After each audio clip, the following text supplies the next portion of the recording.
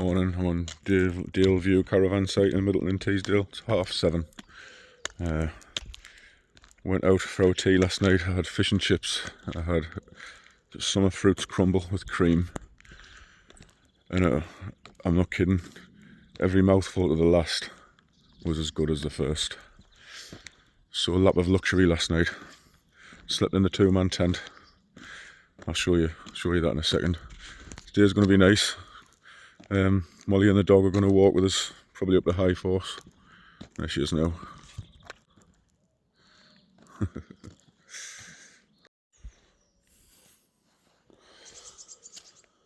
So this was like sleeping in a temple last night. Double bed, air bed. Yeah, get the picture. Right, so I'm going to get myself organised. Bit of a late start, but it was always going to be a lie-in this morning, wasn't it? So yesterday's video was 40 minutes. I'm going to have to really make the effort not to gabble so much today. So this is my introduction. It's day 7. No, it's not. It's day 8. It's, Saturday, the 27th of July. I'll be heading at least as far as Dufton. And I'll not do much filming on the way up to High Force because I'll be walking with Molly anyway, so there's an incentive not to film. So I'll probably catch up with you at High Force.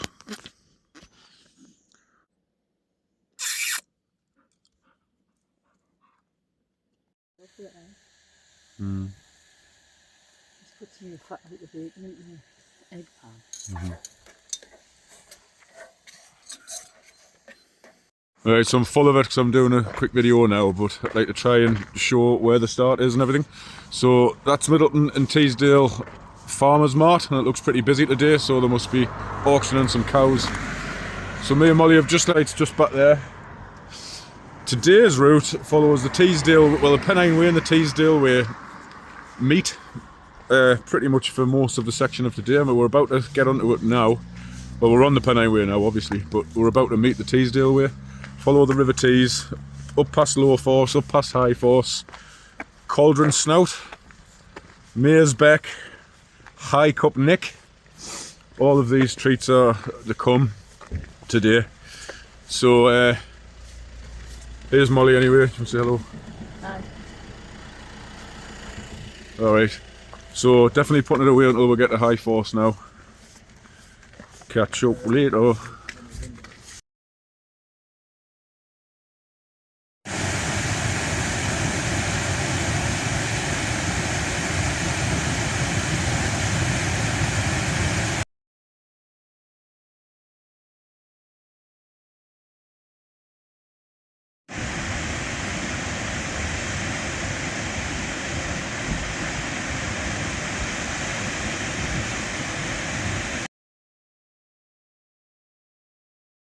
Oh, no panic. Okay. Bye.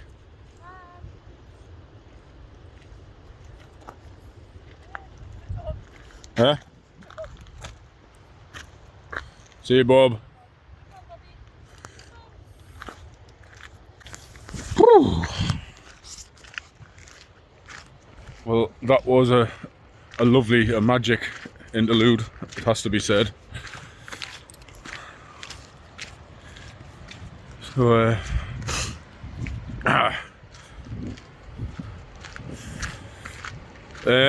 yep, that's Molly gone. Lovely to see her last night. She's walked up the High Force with us today. Quite a slow start today, but long day yesterday, so it was just lovely to have a lie in, have a proper breakfast. Dogs had a good walk, blah blah blah blah blah, man. Right, so that's that. Back in me little bubble. Feeling very refreshed. Low Force done, High Force done. Next stop, Cauldron Snout.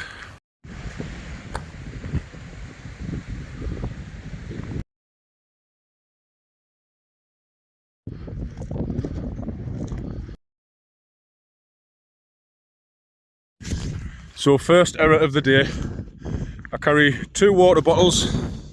That one there, which is about 1.5 litres or 2 litres, I got one of the two. And I carry a smaller one in my hand so I can just drink as and when I need to. And I use the big one to top up the little one, you get the idea. Well, we've got a high force and I've got my camera out to take a couple of photographs and stuff. And then in the heat of the moment, when I've said goodbye to Molly, I've obviously just forgotten it and left it there.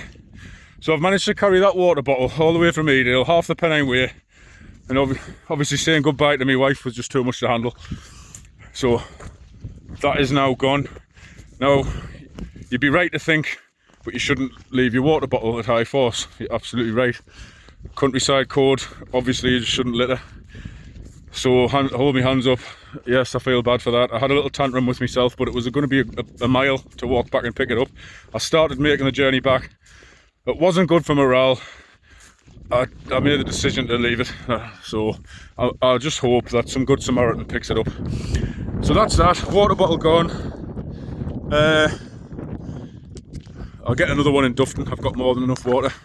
On top of a little hill called Bracken Rig. And you come down the other side of this to Cronkley Farm. I know this area well. And then we'll swing round to follow the River Tees round up past Cronkley Scar shortly. It's beautiful there. But at the moment, I want to pay a little respect to Weardale. Now this is TEESDALE, but where I'm sort of zooming in a little bit there. So there's upper TEESDALE, that's heading right up into the top end of TEESDALE over to Alston. And then that ridge there, you get up on there, and if you get on the other side of there, you're in Weardale. We're right in the North Pennines. Over there, if I zoom in, you see that gutter? It's sort of hewed into the hillside. That's Coldberry Gutter. It's one of many mines, probably a lead mine that was in this part of the world. And Weardale is a hidden gem. I mean, the whole North Pennines, the whole of the North Pennines is, in my opinion, possibly the biggest hidden gem in the country. Now, it's unforgiving up here. Like there's not. If you get up on these ridges here, up there, no paths or anything. It's just all. It's all open access land, moorland, peat bogs, heather, tussocky grass like that. So probably about as unforgiving, I reckon, as unforgiving and as wild terrain as you get in the country. So it's unique for that. And you go up there and you'll not see a soul. When I used to live in the area, whenever I went up on those hills, numerous times, you wouldn't see a soul. You know, you go to the Lake District and I love the Lake District, but it's busy. Here, it's like a wilderness. So the North Pennines, if you like exploring and you don't mind getting a little bit, I don't know, you don't mind a bit of bog and getting stuck in the mud and that sort of thing, get yourself into the North Pennines. Look at that over there.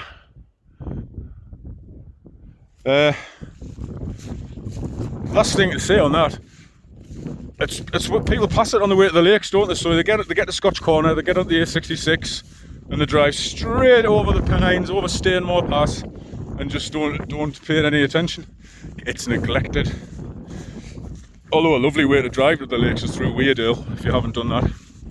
Through Weardale up to Alston and then over Hartside Pass. I digress. Showing a little bit of love to the North Pennines. Oh, I know the area well. Whole time I was doing that video, I was going the wrong way. That gate there, walked straight past it.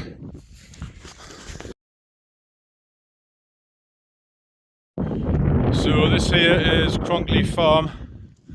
A couple of years ago, I did the TEESDALE Way. I mentioned I did the TEESDALE Way, and we're on the TEESDALE Way now, and it comes obviously through here. And I set off from the TEESDALE Way starts in Dufton, where I'm headed now, and it comes over. Sort of Dufton isn't in TEESDALE. It comes over the top and it joins the River Tees just next to literally right next to Cow Green Reservoir, where Cauldron Snout is. And then guess what? Follows the River Tees to its mouth. I would recommend the Teesdale Way, by the way, if you're into walking. If you haven't done it, if you're thinking about doing it, do it. It starts here, you know, in upland, you know, upland moors, whatever you want to call it. This sort of landscape, and then it finishes in industrial Teesside, and eventually at the coast, with everything else in between. So what I like about it is you get everything, and it's 100 miles. Anyway, Cronkley Farm. All right, so I did a video of that, and I put it on YouTube. And I got lost. Guess what? I got lost at Cronkley Farm. So I've come the right way today, over the top, over Bracken Rig. But I was navigating in the dark because due to circumstances at the time, I couldn't set off from Dufton until 5 o'clock in the evening. So I yomped over to this area and finished at Holwick, which isn't that far from Middleton and Teesdale. I think it's about 16 mile, 15 mile. And I just, by the time I got here, it was dark. And I ended up down in the river. Like, you can just see the... Yep, ended up there, no path. So I ended up wandering through the river in the dark for a good half an hour or so. There was a thunderstorm that night as well, and I've been reading all this stuff about what you do if you get stuck in a thunderstorm. You're meant to like sit on your backpack so that you're not conducting the electricity. So I sat there like an idiot, like on my backpack down by the river, cowering. Right, so here, this is up at Teesdale. Walk past that bridge, swing round that way. I'll put a link to the Teesdale Way video in the comments below this. It's, there's no waffle in it, it's just music. Back to waffle. So the North Pennines. There was lots of mines here one time. Lead mines going back to God knows when, at least the 1700s. And a lot of them you could go in and explore until quite recently. I think a lot of them have been shut up now for safety reasons, but I think some of them, if you go on YouTube, you'll be able to watch people exploring some of these mines. But they're everywhere. I'm on the right way. Fight you out in a sec. But there was also, like in the 1970s roundabout, like 20th century, the mine for fluorspar, which is this beautiful sort of crystal looking stuff, like quartz. And they used that in steel making. So there was a big steel works, for example, a concert, and they used to mine for this fluorspar and then take that to the steel works where it was used to produce steel. It's a flux, whatever that means, I don't know. But that was what it did. I don't know if this is the right way. I think it is. I'll get back here. Yep, wrong way. I was meant to go over that bridge. Heading back to that bridge now. I need to pay attention. Yeah, so the fluorspar is a flux for steel making. But yeah, if you go to the Weardale Museum, very small museum in Iserburn. So I mentioned a place in Weardale, spelt Irish Hopeburn. It was pointed out to me by Molly that that's not how it's spelt, it's Ires Hopeburn. It's pronounced Iserburn. That's where the museum is, and you can see, I can't remember what they called them, but the people who lived in Weardale, a lot of them were miners and lived in sort of farmers. They did a bit of farming, small scale farming and mining both together to sustain themselves. And they had these things that they made out of the fluorspar and the quartz, little villages that little model villages that they made inside little boxes. I'm really not explaining this or selling it well at all. I can't remember what they're called, but they're beautiful things, magical looking things. If you've never seen them, oh, if I can remember what they're called, I'll mention it in a bit. So sorry for explaining that really badly, but worth going to the Weardale Museum. But people have these in their gardens and stuff.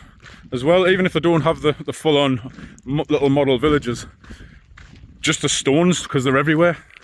They're like jewels. It's like treasure in Weardale. Do you know what? I think they're called the miners' boxes. So look that up. Miners' boxes, Weardale, might come up. Yeah.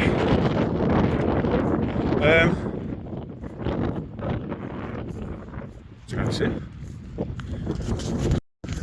That's what I was going to say. If you go to, I've never done this, but it's on my list.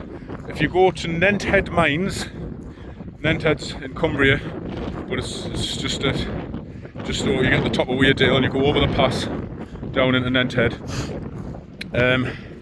Nenthead Mines, you can do a tour of the mine. And I think there's different ones you can do, different guided tours, but I think the sort of pièce de résistance, you go, you know, crawling on your belly, literally, to get into something called the ballroom.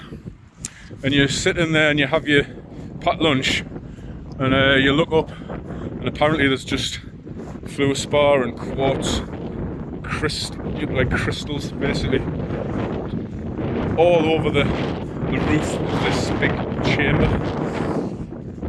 The ballroom at Nenthead Mines. There once was a cement works at Eastgate, not anymore. I suppose I should give Killip Lead Mine a mention as well. Killip Lead Mining Museum. Though I will pay it more respect than that. I'm just conscious of how long these videos keep ending up. But it's well worth a visit. You put wellies on and you walk into the mine. Like, forget Beamish. Oh, Beamish, love Beamish. But I'm talking specifically about the mine bit. At Beamish you go in about 15 feet, sit down, get a little story and walk out. Not at Killip. Killip, you stick your wellies on, you're walking in the water already because the water flows out of the mine shaft, so you're walking, that's exciting enough. And then you go right in, and there's a bit you get to that, there's still a big water wheel in the mine. You get to really go into the mine, so go there and do that. And you can wander around outside the mine and see all the workings and stuff, like where the younger lads used to sort out the lead from all the other rubbish that came out of the mine. I can't remember what the wash floor or something that was called, can't remember. Go to the Lead Mining Museum, they'll find out there.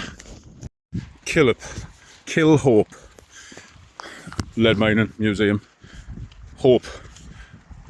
I learnt, anyone know what a Hope is? Like all these places. So Stanhope, Kill Hope, where else? Wester Hope. Often these are pronounced like Stanhope, Killip. What's a Hope? Anyone know? It's a stream. That's what it is. So I think it is anyway. I'm probably talking rubbish. But Stanhope is, it's like the burn. What does Stan mean? I don't know. Sure, that's what a Hope is. Bishop Auckland.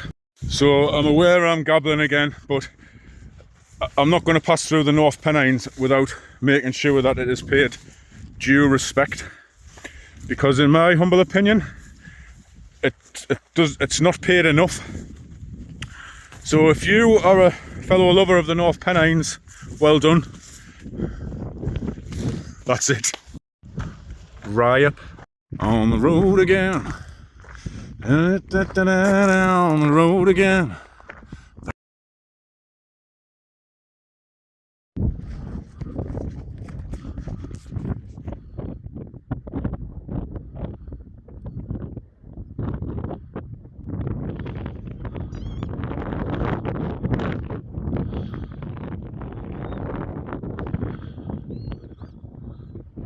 So we're currently in the Raby estate. So High Force is part of the Raby estate, which is basically owned by Lord Barnard, who lives in Raby Castle in Staindrop. Now what made me think of that is, you see that white building over there, farm building? You see those white buildings over there? You see those white buildings over there? Well, all buildings that are painted white in the Raby estate belong to the Raby estate. And what people have done for a long time, and I think some people still do, is they rent a farmhouse from the Raby estate and try to make a living as sheep farmers.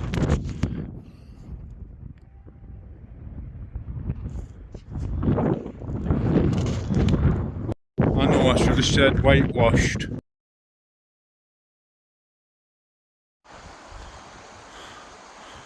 I can see an orange dot in the distance, that's a tent. So that prompts me to remind you of the chap that I was talking to at Malham Cove on the morning when I woke up. I did mention him. So that day I was walking to Horton in Ribblesdale. He was putting 2 days into one and walking all the way to Hawes. And he was at the campsite last night at Middleton in TEESDALE. So I've obviously caught him up. His feet weren't doing too good. I've got every faith he'll do it. But when I was speaking to him, I said, "How's your feet?" Because at Malham Cove he looked fine, but and he said his feet were starting to hurt a little bit. I said, "What's your strategy? Do you do much foot care?" He says he just batters his feet. He says he's done this sort of thing before, and he's just learned to accept that you can't fight it. Your feet, you're going to get blisters. It's going to hurt, so he just doesn't bother. So his feet are obviously struggling, because he said he was going to Dufton today, and I'm thinking maybe he's stopped here. Assuming it's him, might not be. I'll soon see. I haven't mentioned this much, but I've been meticulous with my feet on this journey so far. I think I'm starting to get a little bit sloppier, but Molly brought me, so I used all the blister plasters that I took, just burned through them. They come off, they slip off your feet, you have to put them on again, but I keep getting my feet out all the time, letting them air. You've got to look after your feet if you do this sort of thing. Take the time, stop, even if you're putting a lot of miles in that day. If your feet are starting to get hot and sweaty and a little bit, you're feeling a little bit of a red spot anywhere, such a cliche, but it's true. Stop, get your shoes and socks off, let your feet breathe, put some new blister plasters on. I think it's paid huge dividends for me. So now I've got this K tape, it's like muscle tape. You know, I think people use it for if they've got like a muscle injury or something, but it's also good apparently for blisters. So I've got that on now. See how that goes. I don't mind if I start battering my feet a little bit. I might get a bit more sloppy with it now because I'm past halfway, but I probably shouldn't. Yeah, so I wonder if that's him. Yeah, definitely him. I'd recognise that tent anywhere. You alright, mate? How's your feet? Definitely him. My eyes have never failed us yet. Yeah, he mustn't want to come out. He's not made it to Dufton, but he'll probably just need to rest up here tonight and he'll be feeling fitter tomorrow. Good luck, mate. Nice to your feet, and your feet will be nice to you.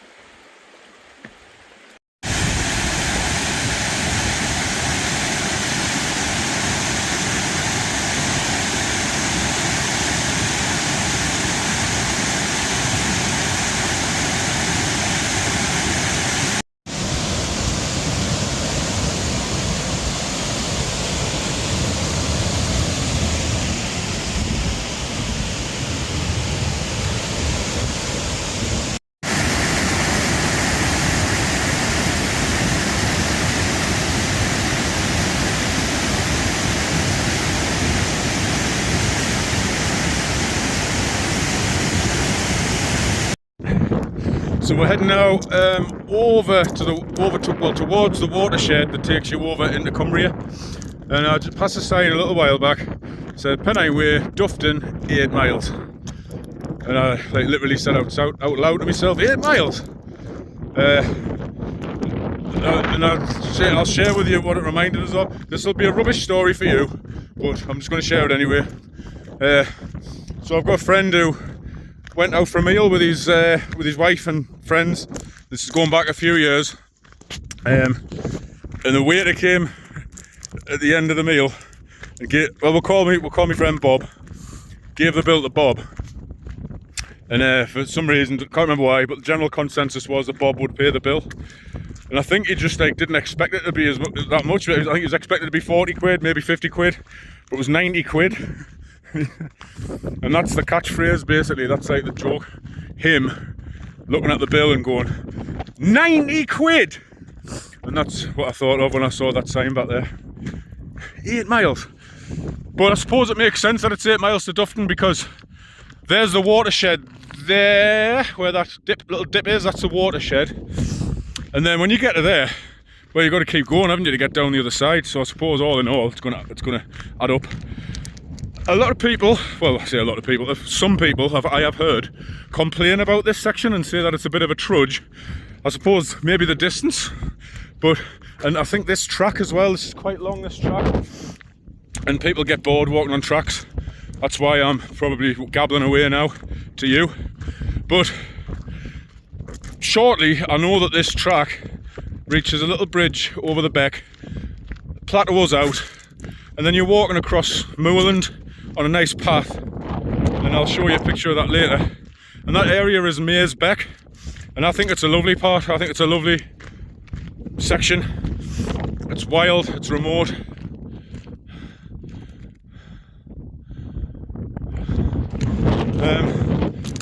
So I like this section. I'm going to share my plan with you now for today, now that we're here. Alright, well, the time is 10 to 5, so it's already getting on a bit. I won't get to Dufton until probably well after 6.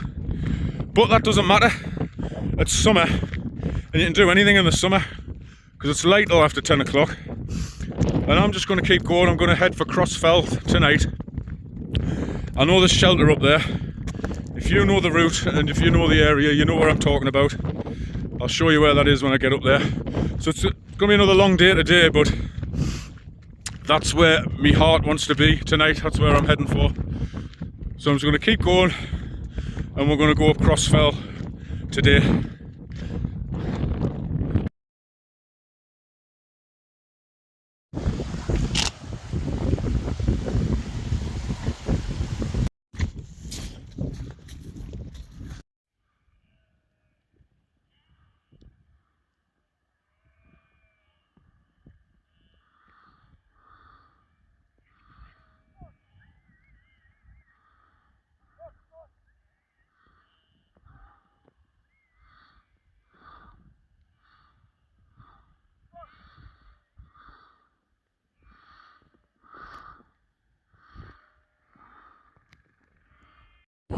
You're about to witness one of the 7 wonders of the world.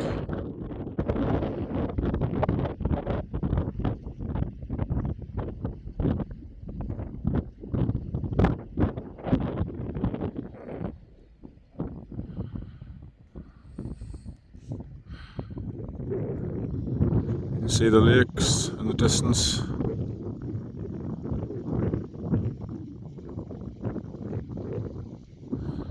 The Eden Valley down below, Dufton down there somewhere. This is High Cupnick.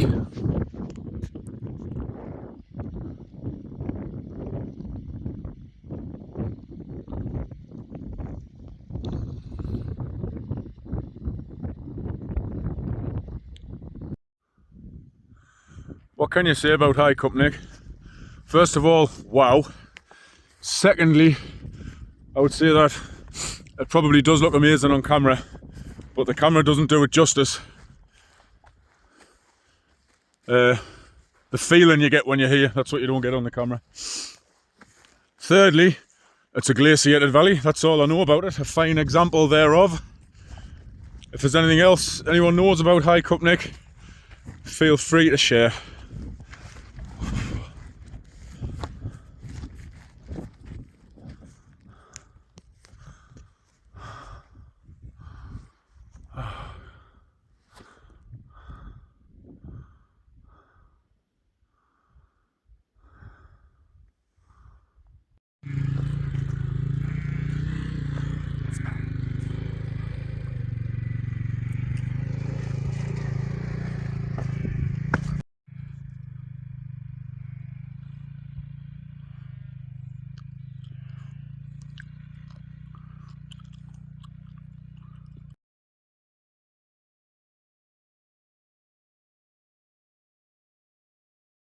fact check. So when we were at High Cup Nick, I was pointing mainly over here and I said that's the Lake District. Well, that's not the Lake District. That's the Lake District. Unmistakably. Coming back to this, that's what we were pointing at. Over there is the Howgill Fells. So I think that's the Himalayas. That section there that we were pointing at before.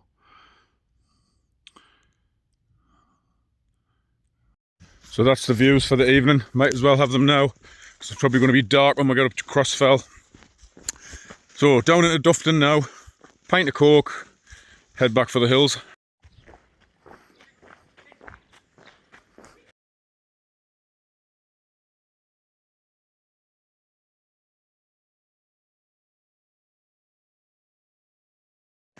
Right, so I've left Dufton now, it's about a mile back, and you've seen where I'm heading towards.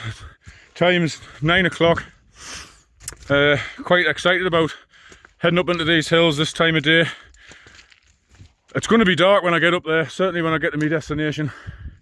Doesn't matter what time I get there. There's no rules to this really. I've got my head torch, I've got my map. If I'm desperate, I've got GPS. But I know the path, I know this. I've been up here before. I know the paths are good, I can see where I'm going. Weather forecast is good, you can see weather's good. So I'm just going to take it in my stride. I'll get there when I get there. It will be the middle of the night, I think. But that's it. Head down, get up there, catch up with you, probably up there. Hey, so head torch deployed, as you can see. 25 past 10. This is Green Fell. So that's the major climb out of the way. Out of the valley up onto the ridge. I'm now up on the ridge. And if I'm going to follow the path this way, there's another trig point over there. That might be the top actually. I'm basically on the ridge. You can see in the distance Great Dun Fell, that's where I'm headed. And behind that, Cross Fell, in between Little Dun Fell. So that's a major climbing done, but it's not over yet. I've still got those peaks to hop. So I'm going to turn my head torch off, give you the view.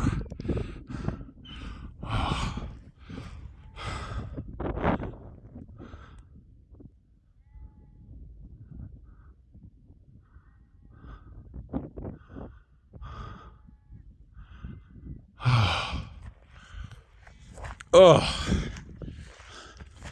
whew. I feel alive.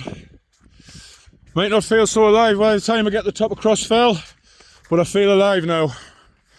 That might be the true summit of Green Fell. Here's my path here. I don't know if you can make it out, but it's nice and clear. Lovely and clear up here tonight.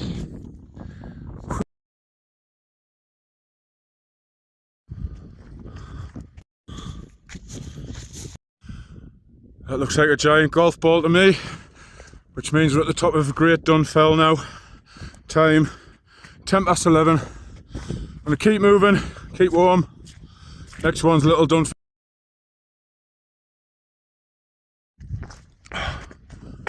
There's Little Dun Fell. Bugger doesn't look so little from here. How everyone, just pretend it's Pincher Monument.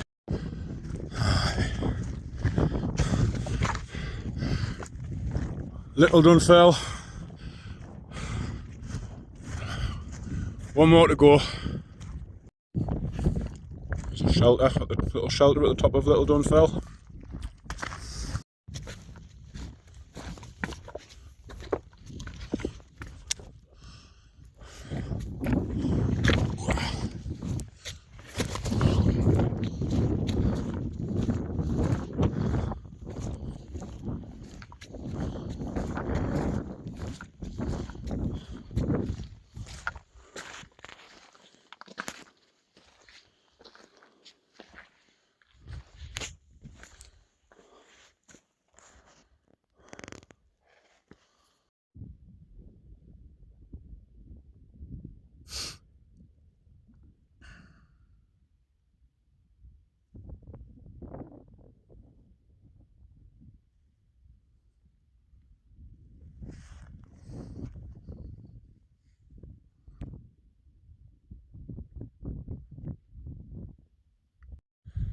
Right, I'm now at one of these cairns that guide you down off Crossfell.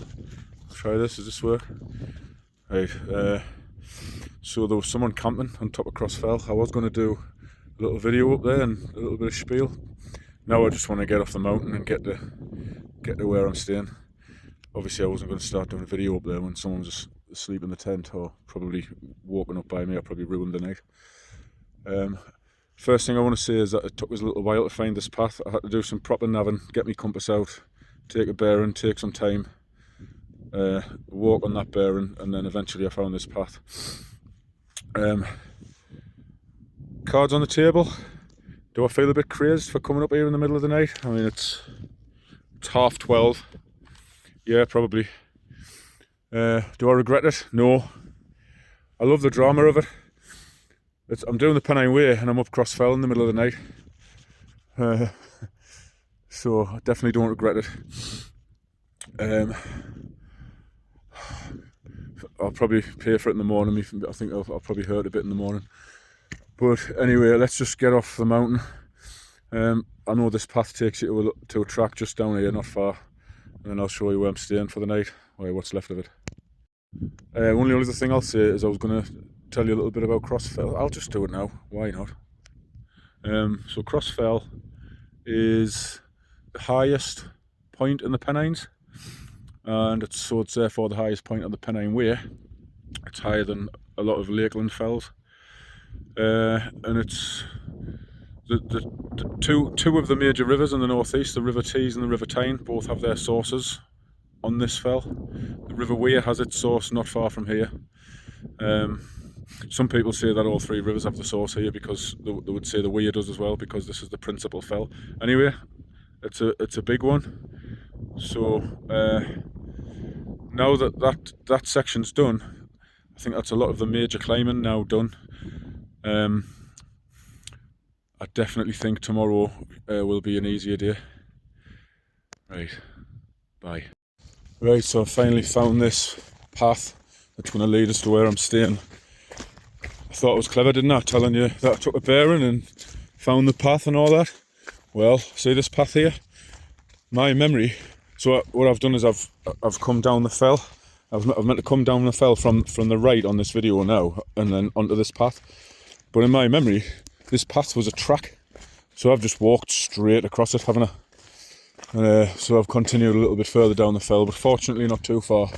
But I had to get OS maps out and turn on my location settings to figure out where I was. Yeah. So yeah, got myself a little bit lost, but nothing too dramatic. But if you're going to come up here in the night, make sure you've got the stuff to keep you right. Right.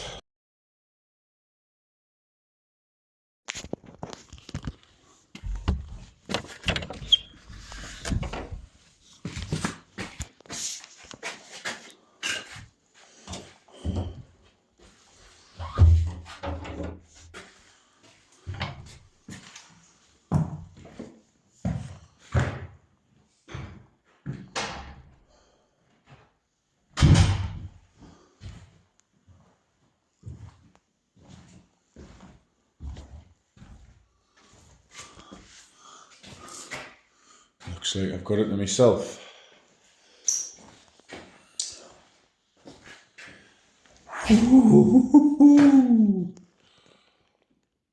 Oh, go away. So this is home for the night. Greg's hut on the side of Crossfell. This has been nothing short of a pilgrimage, but this is where I want to be. What I was trying to say earlier, but was struggling to gather my thoughts on the side of the mountain, was that now that I've done Crossfell and that ridge there, I don't think there are any more major climbs until you get right up the Cheviots, right at the end. So that means maybe life might not, in terms of climbs, life might be a bit easier from this point. I must look crazed on this. Oh. Right, final word of the day. It's 1:30. I'm going to get into me cosy, warm clothes, get these shoes off my feet. Probably have a lie in tomorrow. And I'll show you a bit more Greg's hut tomorrow, talk a little bit about that, and we'll see what we're doing tomorrow. See you in the morning.